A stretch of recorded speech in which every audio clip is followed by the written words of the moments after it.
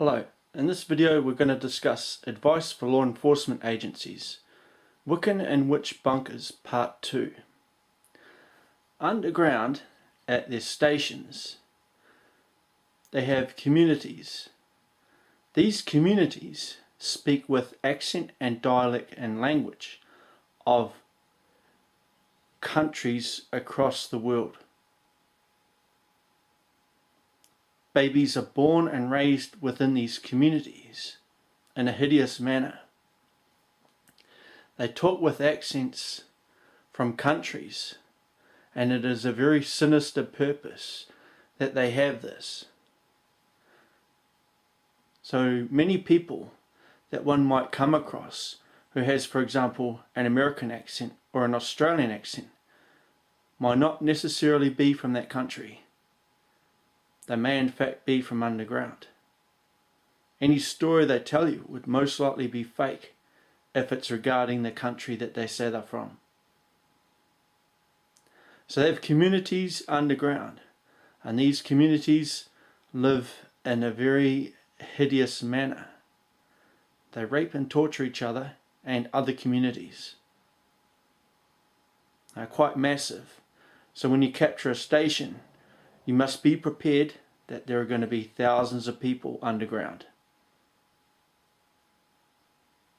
We're talking something in the realm of about 500,000 in some places. Satan is in a pod, and in the area where he is a lot of radiation. So a Geiger counter is necessary when you go into, underground in order to arrest offenders and rescue captives. So the presence of radiation underground is high at some locations.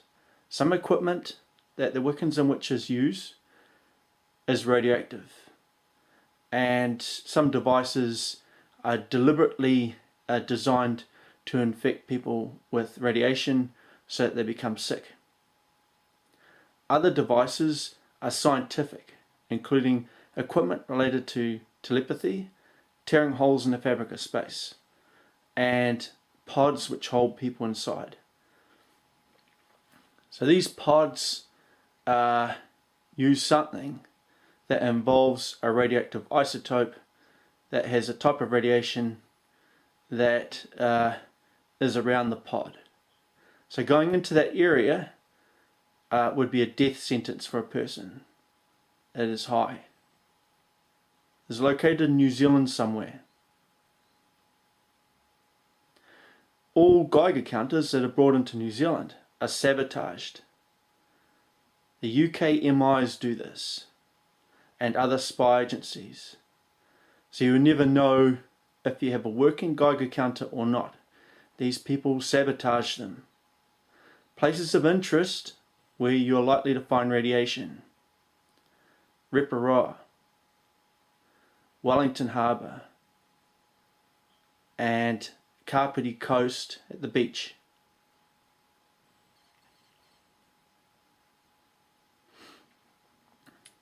The control station. So underground there's a control station, and the people that work in the control station are controllers. These people live a hideous lifestyle, and they control everything. They micromanage people's lives underground and above ground. They are surrounded by monitors where they work. Some of them have a window where you can see them from the outside. They are positioned above the level where everyone else is. These people get to eat and drink food. Everyone else has to drink and eat a horrible substance or sour milk. So the controllers live a privileged life. They also do not get treated like everyone else, and they report directly to Satan Actual. You also come, the doors that the entrances underground are controlled by the control station. That's the other thing you should be aware of. There are multiple entrance types. I describe one type, which is a door without a keyhole or a latch or a door handle, and it's quite simply open and closed from underground, from the control station. They have other types for vehicles. So a vehicle drives underground, and then they go through a hidden door, and then it closes behind them. And then the occupants, regardless of who they are then forced to put on a helmet and sit on a device that drown rapes them. It is a weird and bizarre cult. That's what these people do to people and each other. So we'll come across this more and more as we discuss further their culture and way of thinking. Torture machines. So they have machines that torture people, men, women, children and babies and animals underground. They have devices that torture animals as well, and they milk from the animals, dogs in particular and cats, adrenaline. So if you want to know where adrenaline comes from, it comes from farms where they torture animals in order to extract adrenaline. Adrenaline is not part of the tech tree. It should not be used for medical purposes. It does nothing and it helps no one under any circumstances. The use of adrenaline is used to counteract shock by Wiccans and witches. So when a person goes into shock, then they give them adrenaline, and then suddenly all the nerves are reanimated and the person's sensation of pain returns and increases. In particular, if a person is immersed in something like acid up to their neck, and the person goes into shock, stops screaming, then they'll inject them with adrenaline and they start screaming loudly again, and then these people just laugh at them. They have machines that drown rape people continuously, and it is a hideous process. They do it to themselves and to their victims and to those communities underground. It is a form of punishment.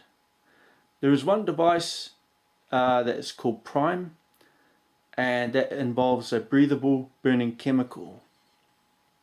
There's another device that's called the Mobile Elixir, which involves half drowning in water or a chemical.